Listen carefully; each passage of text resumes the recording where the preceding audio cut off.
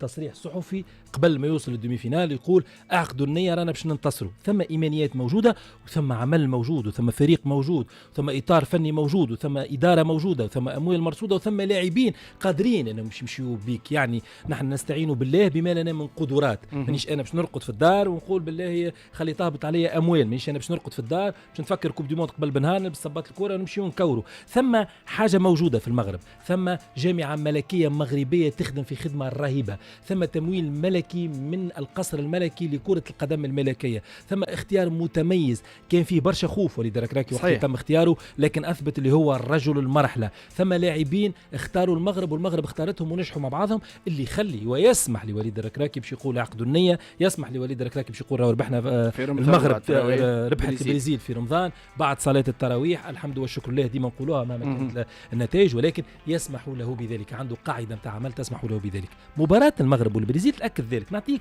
إحصائيات بعجالة اليوم، ما تحسش إنه ثم البرازيل المغرب 11 تسديدة للمغرب 14 تسديدة للبرازيل، نسبة الاستحواذ 54 للبرازيل 46% للمغرب. لي باس خالد رقم كبير 406 تمريرة للمغرب 489 تمريرة للبرازيل، معدل التمريرات العالم يعني 500.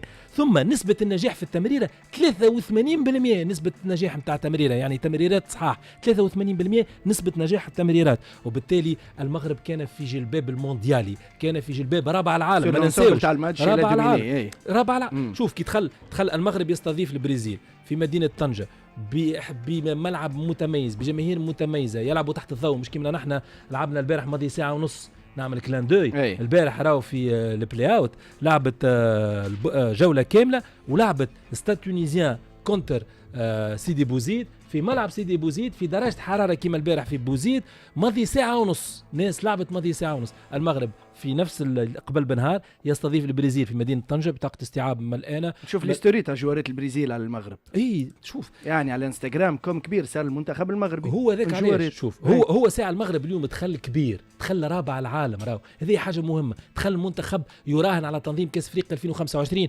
ويراهن على تنظيم كأس العالم 2030. ما دخلش باش انه يتربح من البرازيل، هو داخل وعنده كثير من الامكانيات. اليوم ضف لي ذلك عمل مباراة كبيرة بالرجلة، قيد اللي هو ربح البرازيل 2-1، وبالتالي برافو المغرب. واضح. نمشي تونسويت الثريا ويبقى الحديث على نجم احد نجوم منتخب المغرب، نحكي على أشرف حكيمي، واحد من أهم وأبرز نجوم كرة القدم في الفترة الأخيرة. أشرف حكيمي لاعب المنتخب المغربي، لاعب بي اس جي بعد تجارب عديدة. يعني والحديث كان في الفترة الأخيرة على شبهة تحرش أيضا أو اعتداء جنسي على فتاة في فرنسا.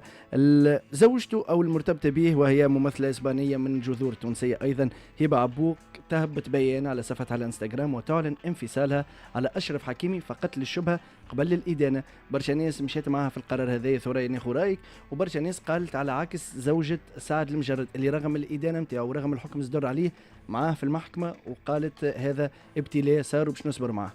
أنا ساعة خايفة من حاجة لا تطلع حكاية تندونس كل مرة واحنا طلع لنا حد معناتها فما حكاية بالحق معناتها هذا التحرش. أيوة معناتها بديناها بسعد المجرد وتوا الكوارجي هذا أشرف حكيمي. أي أشرف حكيمي معناتها ربي يستر وربي يقدر الخير. وفي النازلة احنا معناتها ديما الضحايا هما النساء في الآخر. انها تخليت عليه وهبطت انا تخليت عليه. ما نتصورش تخليت عليه على خاطرها في بالها ديل ديبيو نتصورها انا فماش مراه وبلوس العرق التونسي نحسوا اللي فيها هذيك باش تكون فهيمه وتكون ذكيه، هي مش طرطر ميتيس هي ولا اي تونسيه اسبانيه. نتصورها في بالها معناتها ما نتصورش انا باش تقوم وترقد وتقوم وتسيب كل شيء وتقول لك هكا معناتها على ذاك. هي قالت محمد في التدوينه، سامحني، قالت في التدوينه نتاعها اليوم اللي هبطتها على كونت الانستغرام انه مش نتيجه لهذه القضيه وانما اتفاق سابق. قالت ترى قبل هذه القضيه كان ثم اتفاق على الانفصال. تبدا المعلومه المدقه يعني. اما زاد الظرفيه راهي تلعب صحيح. لا الظرفيه حاجه اخرى، اما هي عملت كلان دوي توضيحي صحيح الجمله هذيك الاستدراكيه بينات هذيك هي القطره اللي فايدت الكاس. المراه راهي تعدي، انا نرى هكا اي مراه معناتها انا نحكي على روحي انا معناتها مش من غلطه انا راجلي معناتها باش مش من الاول. لا الكل ديما نخمم تصبر وتعدي. لكن عندك انت لوم دو تا في كي بخي دو توا، المراه راهي تعدي كيما الراجل يعدي زاد كيما الراجل ما يحبش يضيع المراه اللي عنده اللي هي لا فام دو سا في. مادام نرى فيه رجل حياتي ما غلطه باش نقولوا باي باي مستحيل ما يسالش نعطيه فرصه. ولا والثانيه تتصور في بالها دونك مادام بعثته هذيا عدت الاولى والثانيه بنت الناس وتسخف ظهر تو سويت كويز الدين.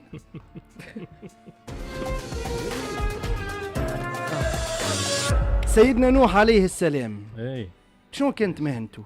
شنو كان يخدم سيدنا نوح؟ نبدا معك حسن بن عثمان. دخلنا بالكويز. اي سيدنا نوح شنو كان خدمته؟ كان خدمته يبدو لي كان يعني كيفاش خزاف. خزاف؟ خزاف يعمل خزف. ايه خالد. نجار.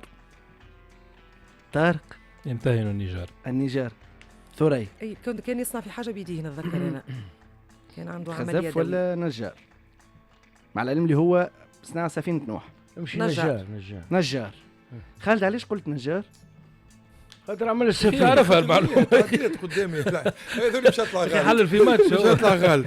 إجابة غلط. بالحق مهنة سيدنا نوح الأساسية اللي كان يعيش بها هو راعي غنم.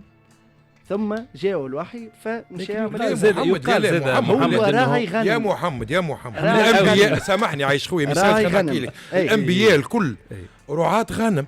أي الكل رعاة غنم. هنا القول خدمة أخرى. لا نحكي لك ولكن عرف بأنه أي نبي راعي. لا عرف بأنه صنع السفينة. خويا بما أنك يصنع السفينة راعي ما يصنعش السفينة.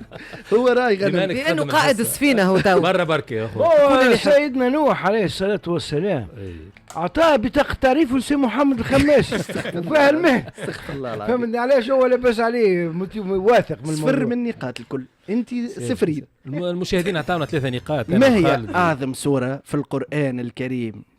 والبداية معك. شو أعظم سورة في القرآن الكريم وأدعوك أنك تركز. أدعوك باستحباب. نزلت نص ساعة تعرف. ندخل بعضي في النص. ما هي أعظم ساعة في القرآن الكريم؟ ساعة ولا آية؟ سورة.